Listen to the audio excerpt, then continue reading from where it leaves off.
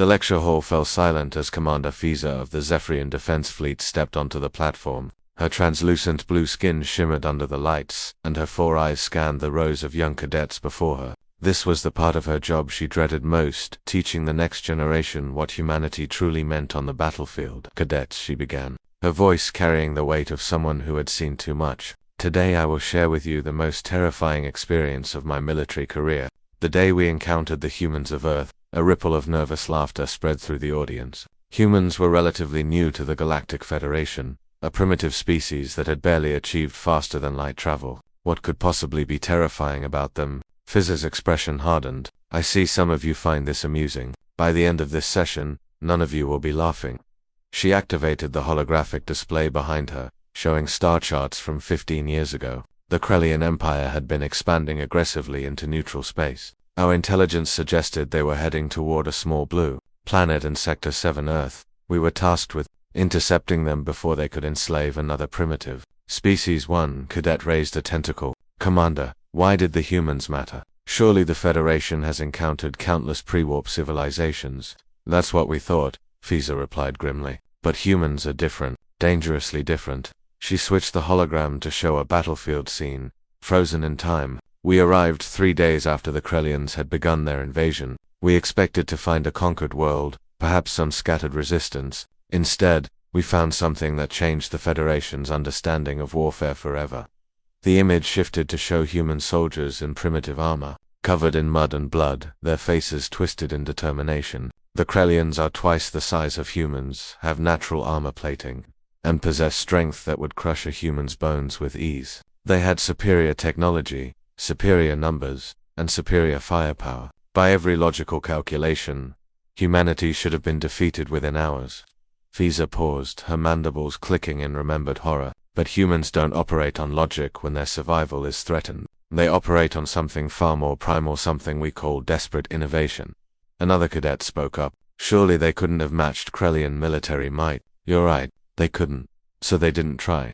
Fiza pulled up tactical reports. "Instead, they studied their enemy. In 3 days, these primitive beings analyzed Krellian weak points, communication frequencies, and behavioral patterns. Then they started fighting dirty." The hologram displayed a series of brutal ambushes. Humans don't have honor codes limiting their warfare. They used improvised explosives hidden in debris. They poisoned water supplies they knew the Krellians would drink from. They set traps using their own civilians as bait. A shocked murmur ran through the cadets. Such tactics were considered barbaric by galactic standards. "That's when we made contact with Lieutenant Stein, one of their military commanders," Fiza continued. "I'll never forget our first conversation. I told him we were there to help, that the Federation would protect them. Do you know what he said?" "She'll let the silence hang for a moment." He said, "Thanks, but we've got this. Just tell us where their ships are parked."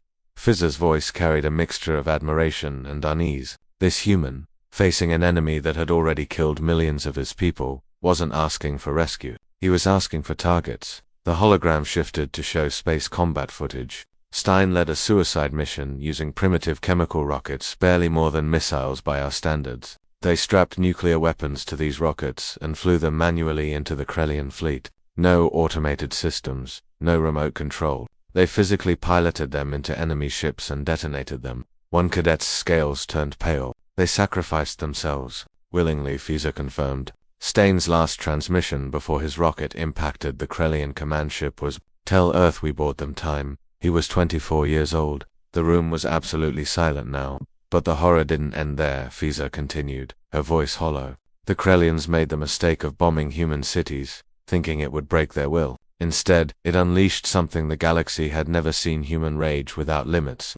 She displayed images that made several cadets look away. "Humans have this thing they call adrenaline. When threatened, their bodies flood with chemicals that let them ignore pain, suppress fear, and push beyond physical limits. We watched human soldiers continue fighting with wounds that would have killed any of us. We saw them lift debris off trapped civilians with strength that should have been impossible for their muscle structure. One human female, a civilian teacher named Maya, killed 7 Krellian soldiers with a piece of broken metal. She had been shot twice and had multiple broken ribs. When we asked her how she did it, she said, "They came for my students." As if that explained everything, Fiza dimmed the holograms. The Federation fleet arrived prepared to evacuate survivors and establish a defensive perimeter. Instead, we found humanity had already driven the Krellians off-world. It took them 5 days. 5 days to defeat an enemy that had conquered 23 other planets. She looked directly at her students.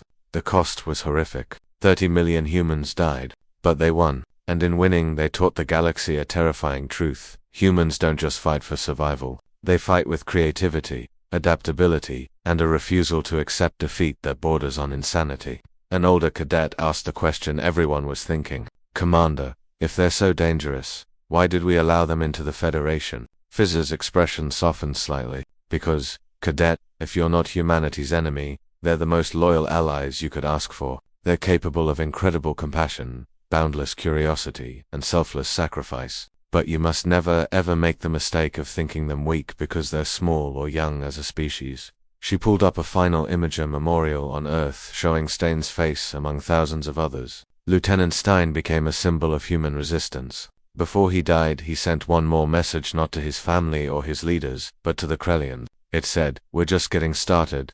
Fiza closed the holographic display.